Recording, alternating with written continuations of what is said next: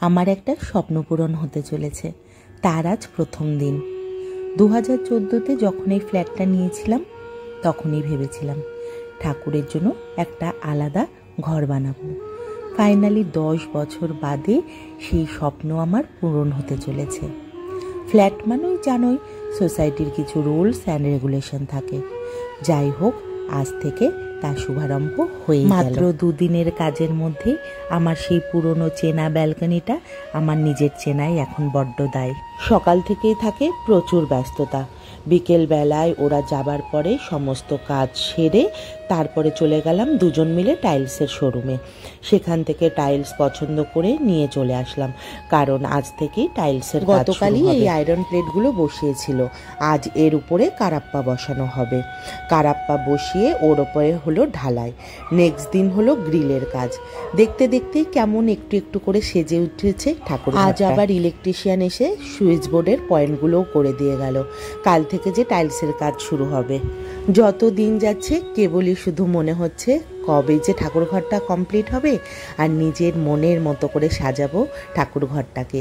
এ যে এক কী অনুভূতি, সে সত্যি বলে বোঝাতে পারবো না। দেখতে দেখতে দুপাশের দেয়াল প্রায় কমপ্লিট। আজ গ্রিলের কাজ হবে, কাল গ্রিল লাগিয়ে এর উপরে টিনের শেডটাও লাগাবে। মাপঝোপ করে গ্রিল লাগিয়ে শেডটা দিয়ে দিলেই আজকের মতো কাজ কমপ্লিট। দেখতে দেখতে একটা সপ্তাহ হয়ে গেল কাজ স্টার্ট হয়েছে। এরই মধ্যে প্রায় অনেকটা কাজই কমপ্লিট হয়ে গেছে। সকালটাতেই থাকে আমার যত ব্যস্ততা, যত কিছু কাজ থাকে সব কিছু সেরে তারপর বসে বসে এদের কাজ দেখা আর মোবাইল স্ক্রোল করা ছাড়া তখন আর সেরকম কিছুই কাজ থাকে না। আবার সন্ধ্যাবেলায় এরা চলে যাবার পরে শুরু হয় আমার কাজ। গ্রিলটা লাগানো হয়ে গেল, স্লাইডিংটা যেহেতু লাগানো হয়নি, আর জানুয়ারির এন্ড মানে ফেব্রুয়ারি থেকে কাজটা যেহেতু শুরু হয়েছিল, রাতের দিকে বেশ ঠান্ডা হাওয়া আসতো। ওই জন্য একটা পুরনো কাপড় নিয়ে এই গ্রিলটাতে লাগিয়ে দিয়েছিলাম, একটু যাতে ঠান্ডা হাওয়াটা কম আসে।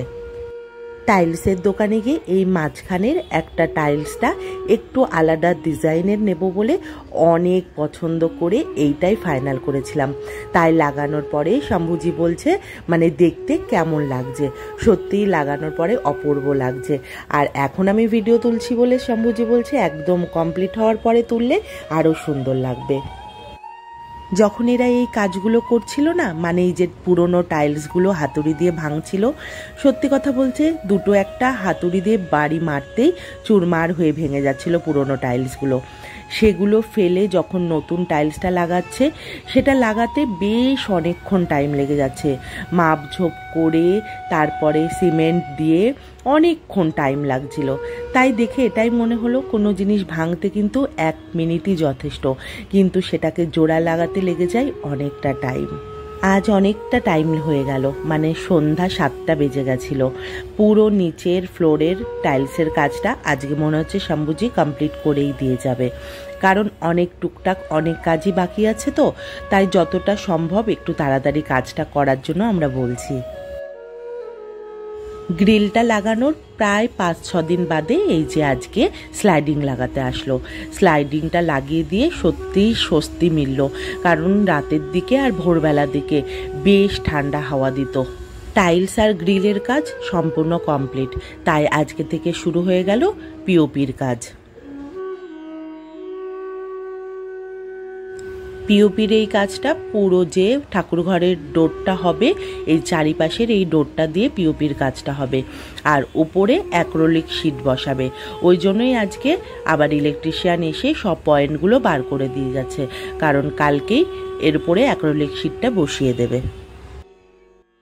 ঠাকুর ঘরটা কমপ্লিট হয়ে যাবার পরে আবার মাথায় আর একটা বুদ্ধি চাপলো। এই পাশে যে আমার আর একটা ছোট্ট ব্যালকনি ছিল, সেটা কোনো কাজেই আসতো না। ওই জন্য এখানে একটা হাত ধোয়ার বেসিন করছি। আমার বেসিন ছিল ঘরে, কিন্তু দুটোই বাথরুমের মধ্যে। তো খেয়ে দিয়ে উঠে বাথরুমের মধ্যে বেসিনে হাত ধুতে যাওয়া সত্যি একটু অড লাগতো। ওই জন্যই ভেবেছিলাম যে বাইরে একটা বেসিন বসাবো। তো ঠাকুর ঘর হতে হতে এটাও ভাবলাম এই জিনিসটাও করে নিই একবারেই, কারণ পরে যদি আবার করতে যাই সেই আবার নোংরা পাতি চারিদিকে। তো ওই জন্যই এই কাজটাও করিয়ে নিচ্ছি। আর দেখো দেখতে দেখতে 2 দিন কমপ্লিট হয়েও গেল। আর এই যে পিওপির এই যে দরজাটার পুরো চারিপাশটা পিওপির কোটিংটা করা হয়ে গেছে। আজকে এর উপরে হচ্ছে কালার।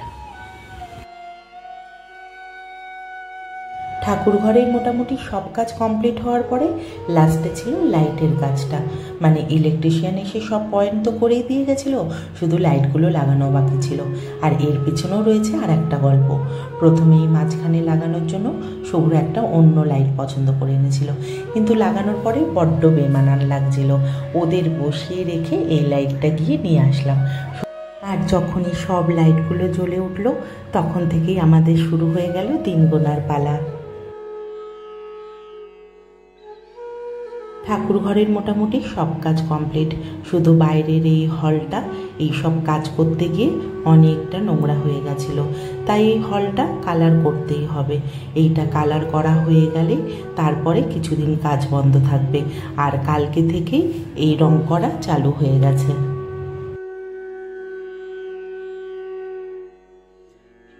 আজকে আবার বিকেলবেলায় আসলো এই স্টোরেজগুলো লাগাতে। ঠাকুর ঘরের এই যে স্টোরেজ, ঠাকুরের সব কিছু থাকবে, আর ঠাকুর ঘরে যে বেসিনটা বসিয়েছি তার নিচে এই স্টোরেজটা হয়েছে। বেশ সুন্দর হয়েছে, সব কিছুই এখানে চলে আসবে। আর দেখতে দেখতে পরের দিনই চলে আসলো সিংহাসন, আর এই সিংহাসনের পিছনেও রয়েছে অনেক গল্প।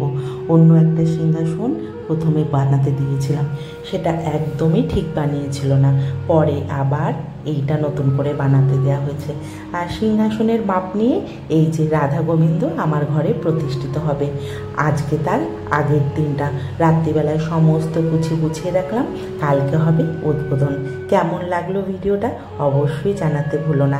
আর আমার রাধা গোবিন্দর কৃপায় সবাই ভালো থেকো।